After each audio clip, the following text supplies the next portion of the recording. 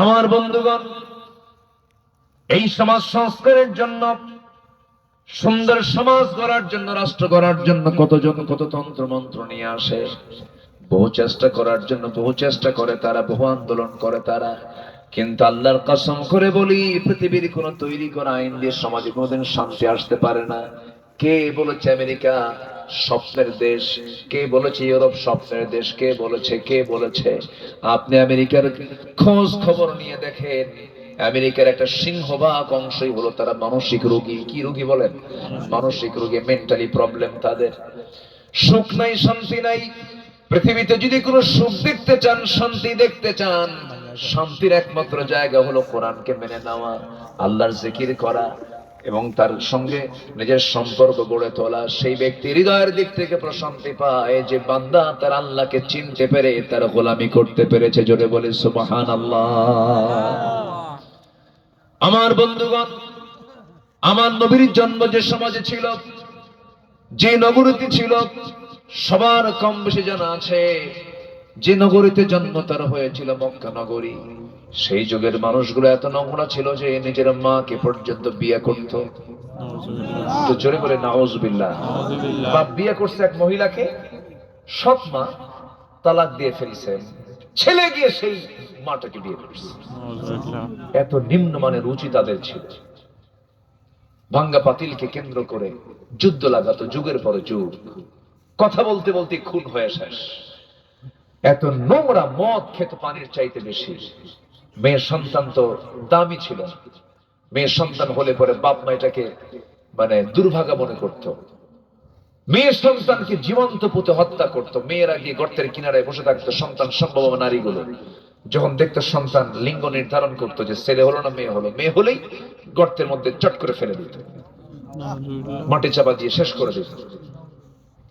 এই নোংরা সমাজ থেকে, এই অসভ্য বর্বর সমাজ থেকে রাসূল বের করে আনলেন সাইয়েদনা আবু বকর, ওমর, ওসমান, আলী রাদিয়াল্লাহু আনহুম। এই সমস্ত জগৎধন্য ব্যক্তিদেরকে ওই নোংরা সমাজ থেকে বের করে এনেছেন। জাদুমন্ত্র দিয়া নয়, কি দিয়া? আসতে বলবেন না, কি দিয়া? তাহলে সাহায্য আসবে, বিজয় আসবে কার? আল্লাহ। সম্মানিত ভাইয়েরা, আমার নবীর হাতে বায়াত নিয়ে একজন সাহাবী ইসলাম কবুল করেছিলেন। ইসলাম কবুল করার পরের দিন থেকে সাহাবীর চোখের পানি আর ফুরায় না, খালি কাঁদতেছে। চোখের পানি পড়তেছে অহরহ, একদম হরদম চোখের পানি পড়তেছে। আমার নবীজি তাকে মার্ক করলেন, বললেন, সাহাবী, তুমি কি দ্বীন অর্জন করে কি তুমি নিজেকে ব্যর্থ মনে করছো? না হুজুর। কান্দো কেন? তোমার কি কষ্ট হচ্ছে? না। কিসের জন্য কান্দো বলো? হুজুর, একটু লম্বা কথা আছে, আমি আপনাকে শোনাবো, আপনি কি শুনবেন? অবশ্যই শুনবো। বসো। রাসূল থেকে বসায়া দিলেন। আমার নবীজি রিজার্ভ ছিলেন না। আমার নবীজি মুখ গোমটা মুখ ছিলেন না। তিনি হাসতেন, মিশতেন, কথা বলতেন, কৌতুক করতেন, মজা করতেন। আলহামদুলিল্লাহ বলবেন না? আলহামদুলিল্লাহ। কিছু কিছু লোক আছে হাসেও না, কান্দেও না, আছে না? আসতে বলে আছে না? নাই? এর মধ্যে যে মানিক একটা, ওরে আমি কোনোদিন হাসতে দেখি নাই। কানছে অবশ্যই, সিলেটে এসে কেন? সিলেটবাসী খুব খেদমত করেছে, কলার পাতা দিয়েছে, পিসিটাও আউট করে দিয়েছে।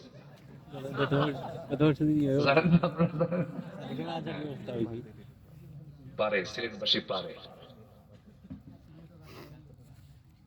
আল্লাহ কি না পারেন দেখেন। তো আমার নবীজি খুব হাসি খুশি মানুষ ছিলেন, হাসতেন তিনি। এক সাহাবী রাসূলের সামনে বলে, হুজুর, আমার একটা ওয়াজ আছে। রাসূল বলেন, তোমার আবার কি ওয়াজ? হুজুর, আমার ওয়াজ কেন আপনার মতো হবে? শুনবেন? রাসূল বলেন, বলো। ভাইজান, ভাইজান, ভাইজান, ভাইজান, ভাইজান একটু মেহেরবানি করে বসো, ভাইজান কষ্ট দিয়ে ফেলতেছে। আমরা দোয়া করে দেবো। দোয়া করে দিই নাকি? দোয়া করবো না? আলোচনা চালাবো? জোরে বলি ইনশাআল্লাহ। উঠবেন না। আমার একটা অভ্যাস কি জানেন? আমার খুব একটা বদ অভ্যাস এটা। সামনের দিকে দুই একজন লোক যদি ওঠা শুরু করে আমি ওয়াজ ভুলে যাই, আমার ওয়াজ আর আসে না। শুধু আমার না, কোনো বক্তারই ওয়াজ আসবে না, চরম কষ্ট হয়। সামনে থেকে শ্রোতা উঠলে বক্তার এতটাই কষ্ট হয়, এটা এখানে বসলে টের পাওয়া যায়। আপনি বসে থাকা মানে আমাকে সহযোগিতা করা, আপনি বসে থাকা মানে কোরআনের মাহফিলের সৌন্দর্য রক্ষা করা। আলহামদুলিল্লাহ বলেন। আলহামদুলিল্লাহ। তাহলে আমাকে কেউ কষ্ট দিবেন? মাহফিলের সৌন্দর্য কেউ নষ্ট করবেন? আল্লাহ তুমি কবুল করো, জোরে বলি আমিন। একটু বসুন। খুব যদি চাপ চুপ লাগে, নিম্ন চাপ যদি আসে, শীতকাল তো, খুব যদি সমস্যা হয় একটু নোকটা উঁচু করবেন, টের পাবেন, তখন আর কিচ্ছু করবো না, এটা বলবেন, তাহলে বুঝবো যে না আসলে আপনার সমস্যা। এতে নিম্ন চাপ, আবার কিছু কিছু লোক আছে ঊর্ধ্ব চাপও আছে, বিড়ি খাওয়া চাপ। এই চাপও কিন্তু কম না। দেখেন গ্রামের কিছু মাতব্বর আছে, এই দরবারে বসতে বসতে কথা বলতে বলতে হঠাৎ করে নাই বাড়ির সিপাই যা দেখে বিড়িটা। আচ্ছা এরকম আছে না নাই বলেন তো? চাচা আপনি কই গেছিলেন? বলে যে ব্রেন একটু হ্যাং মারছিল, হ্যাং, ব্রেন কাজ করছে, টান দিয়া ব্রেন সতেজ করলাম। আছে কিনা বলেন তো? একটু বসো, কতই তো সময় দিলাম, চার আড্ডায় বসলাম, রাস্তার মোড়ে মোড়ে বসলাম, মোবাইলে ঢুকে কত প্রোগ্রাম দেখতে দেখতে 2 ঘন্টা 3 ঘন্টা 4 ঘন্টা চলে গেল। আর এই মাহফিলে বসে থাকলে পরে কি হবে জানেন? জীবন থেকে গুনাহ ঝরে যাবে। একটু বসেন সম্মানিত ভাইয়েরা। তো ইসলাম বলছে হুজুর আমার ওয়াজকে আপনার মতো হবে, তো শুনবেন? রাসূল অবশ্যই শুনবো, বলো। আমার নবীর একটা তবিয়ত ছিল, আমার নবী যে শুধু বলতেন না কথা, তিনি শুনতেন। কার কোন অভিযোগ তিনি শুনতেন। ওই সাহাবী আমার নবীর সামনে দাঁড়ায় গেলেন, দাঁড়িয়ে গিয়ে বলছেন ইয়া রাসূলুল্লাহ, আমি যখন দিন গ্রহণ করি নাই, দিন গ্রহণ করার পূর্বে আমি একটা প্রতিমার পূজা করতাম, মূর্তির পূজা করতাম, মূর্তিটাকে সম্মান করতাম, বুকে নিতাম, পিঠে নিতাম, মাথায় নিতাম, ভাগ্যের প্রতীক মনে করে ওকে নিয়ে ঘুরতাম, যেখানে সেখানে যেতাম। একদিন লম্বা সফরে বের হলাম, প্রতিমাকে সঙ্গে করে নিয়ে ভাগ্যের প্রতীক মনে করে বের হলাম।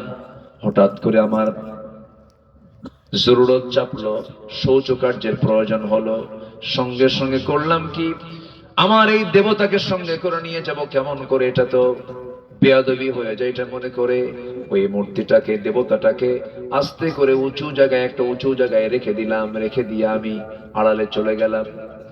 শৌচকার্য কমপ্লিট করে এসে আবার সেই প্রতিমা, সেই দেবতাটাকে আমার হাতের মধ্যে নেব, এমন সময় লক্ষ্য করে দেখি আমার সেই দেবতার মাথা থেকে পা পর্যন্ত পানি দিয়ে ভেজা।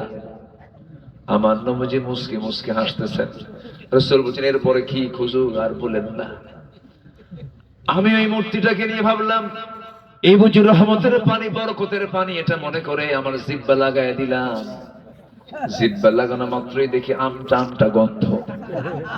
সামনের দিকে তাকায় দেখি কুকুর একটা লেজ গুটাইয়া যায়। ভাবলাম কাম তো এটাই সারছে। কি কথা কি বুঝতেছে? আমার নবীজি মুস্কি মুস্কি হাসি মারলেন, সাহাবায়ে কেরাম আওয়াজ দিয়ে দিয়ে হাসলেন। আমার নবীজি বলছেন এরপরে কি করলে, আসলটা কও। সাহাবী বলছেন ইয়া রাসূলুল্লাহ, এরপরে আর কি করব? এমন রাগ উঠলো, মনে মনে চিন্তা করলাম তুই আমার রব ছিলি, আর রব মানবো না। এত খেদমত করলাম, এত সম্মান করলাম তোর, তুই তোর নিজের অস্তিত্ব রক্ষা করতে পারিস না, কুত্তা মতো থুইয়া যায়। এমন জোর আসার মারলাম, এক আসারে জমিনে ফেলে দিয়া ভেঙ্গে চুরমার করে আপনার সামনে সে এমন রবের সন্ধান পেয়েছি যিনি আকাশেরও রব, জমিনেরও রব। যেরকম সুবহানাল্লাহ। আমার নবী যেমন করে সময় দিলেন সাহাবায়ে কেরামকে, ওই সাহাবীর সামনে নবীজিও বসে গেছেন। সাহাবী নবীর সামনে বসে বলছে হুজুর আমার মনটা বড় খারাপ কয়েকদিন যাবত। কেন, কি হয়েছে? হুজুর আমার সব গুনাহ মাফ হলো, বুঝে একটা গুনাহ মাফ হবে না। কিসের গুনাহ বলো হুজুর? জাহেলি যুগে নিজের হাতে নিজের মেয়েকে আমি হত্যা করেছি। রাসূল বলেন কেমনে করেছে বলো তো? আমার নবীর সামনে তিনি বর্ণনা দিদি নিয়ে কেঁদে কেঁদে বলছেন, রাসূলও কাঁদতেছেন, সাহাবীও কাঁদতেছেন, বলছেন হুজুর 6 মাসের বাচ্চা আমার স্ত্রীর গর্ভে, বললাম তুমি তোমার মার বাড়ি চলে যাও, সন্তান ছেলে হলে নিয়ে আসবে, মেয়ে হলে পরে জীবন্ত পুঁতে হত্যা করবে। সন্তানটা মেয়ে হয়েছে হুজুর, কিন্তু বউটা আমাকে মিথ্যা বলেছেন সন্তান মৃত হয়েছে। আমার চোখের আড়ালে অন্য বাড়িতে তাকে ধীরে ধীরে বড় করে 6 বছর যখন বয়স, সন্তানটা আমার চোখের সামনে একদিন পড়ে গেল। আমার মতোই চেহারা, আমার মতোই চুল, আমার মতোই হাত, আমার মতোই পা, চট করে ধরে বউয়ের সামনে হাজির করলাম। বউটাকে বললাম, বউ আমার সত্যি করে বলো তো সন্তানটা কার? বউ আমার কাঁদতে কাঁদতে গিয়ে আমার পা ধরে বলছে, স্বামী গো, আপনার তথ্য আমি কতক্ষণ গোপন করবো, আমাদের সন্তান, দয়া করে মারবেন না। আমার ভিতরে প্রচন্ড রাগ হয়ে গেল, কিন্তু বুঝতে দিলাম না, ঠান্ডা মাথার খুনি হয়ে গেলাম। আমি করলামটা কি, মেয়েটাকে কোলের মধ্যে আদর করে তুলে নিয়ে সন্তানটাকে চুমু দিয়ে বললাম, মা, কোনোদিন দেখি না, আজকে তোমাকে দেখলাম, বড় আনন্দ পাচ্ছি আমি। তাকে খাবার কিনে দিলাম, কাপড় চোপড় কিনে দিলাম। মেয়েটা তার মাকে লক্ষ্য করে বলে, মা তুমি মিথ্যা বলেছো সারা জীবন ধরে, আমার বাবা তো ভালো মানুষ, আমার বাবা তো খারাপ মানুষ না। মেয়েটা আমার বুকে আশ্রয় নিল, কিন্তু আমি যত বড় পাষাণ, আমার সন্তান তো জানতো না রে। ইয়া রাসূলুল্লাহ, পরের দিন বললাম, চলো আমি তোমাকে তোমার নানির বাড়িতে নিয়ে যাব। মেয়েটা আমার সঙ্গে রওনা করলো। নানির বাড়ির দিকে রওনা না দিয়ে জঙ্গলের দিকে রওনা করলাম। জঙ্গল দেখে মেয়েটা ভয়ে বলছে, বাবা এই গভীর জঙ্গলে তুমি কোথায় যাবে? কিচ্ছু বললাম না। জঙ্গলটা পার হয়ে গেলাম ঠিক দুপুর বেলা।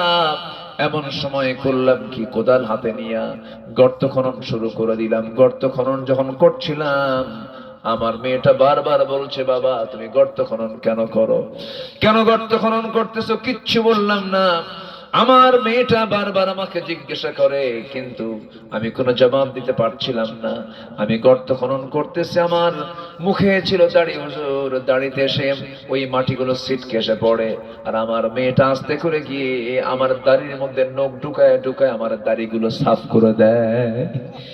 আমার শরীর থেকে ঘাম ঝরতেছিল, আমার মেয়েটা গামছা দিয়ে ঘামগুলো আমার শরীর থেকে মুছে মুছে দেয়, আর বলে, বাবা নানির বাড়ি কখন যাবা? কিচ্ছু বললাম না। গর্ত খনন শেষ হয়ে গেছে। মেয়েটাকে সরল মনে, আমার মেয়েটাকে সুন্দর করে আমি তাকে বুঝায় বললাম, মা দেখো তো গর্ত খনন কেমন হয়েছে। আমার মেয়েটা তো সরল, মুসকি একখানা হাসি মারলো। আমি বলার সঙ্গে সঙ্গে মেয়েটা আস্তে করে গর্তের কিনারায় চলে গেছে। গর্তের কিনারায় গিয়ে উকি মেরে যখন দেখ, একটা বারের জন্য আজকে আমাকে বাঁচায়া দাও। আমি কসম করে বলছি, আমার চেহারা আমৃত্যু তোমার সামনে আমি কোনোদিন দেখাবো না, প্রয়োজনে ভিক্ষা করে খাবো। আমার মেয়েটা বারবার বলল, কিন্তু দিলটা আমার গলল না। শিরকিয়াতের কারণে, জাহালাতের কারণে আমি আমার সন্তানটাকে দুনিয়া থেকে বিদায় করার জন্যই গর্তের মধ্যে বড় সড় একটা পাথর তার কলিজা বরাবর মেরে দিলাম। ফিঙ্কি দিয়ে রক্ত বের হয়ে গেল। আব্বা বলে চিৎকার করে আমাকে বারবার ডাকতেছিল, বারবার ডাকের হাত দিয়ে ডাকে, আর আমি পাথর চাপা দিয়ে, মাটি চাপা দিয়ে জনমের মতো তাকে দুনিয়া থেকে শেষ করে দিলাম।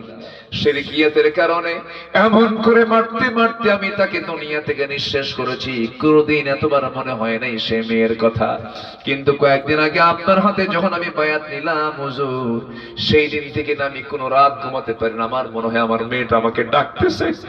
আমার নবীজি বললেন, সাহাবীরে, ইসলাম গ্রহণ তেমন একটি বিষয়ের নাম, যখন কোনো বান্দা ইসলাম কবুল করে, ইসলাম কবুল করার সঙ্গে সঙ্গে তার পূর্বের জিন্দেগীর সমস্ত গুনাহ আল্লাহ রাব্বুল আলামিন মাফ করে দেন। ও সাহাবী, চিন্তা করো না, তোমার এই গুনাহটাও তোমার জীবন থেকে ঝরে গেছে। আমার নবীজি তাকে জড়িয়ে ধরলেন, বিআইয়ি যামবিন কুতিলাত, কি ছিল তাদের অপরাধ? তাদেরকে দুনিয়া থেকে বিদায় করা হতো, হত্যা করা হতো।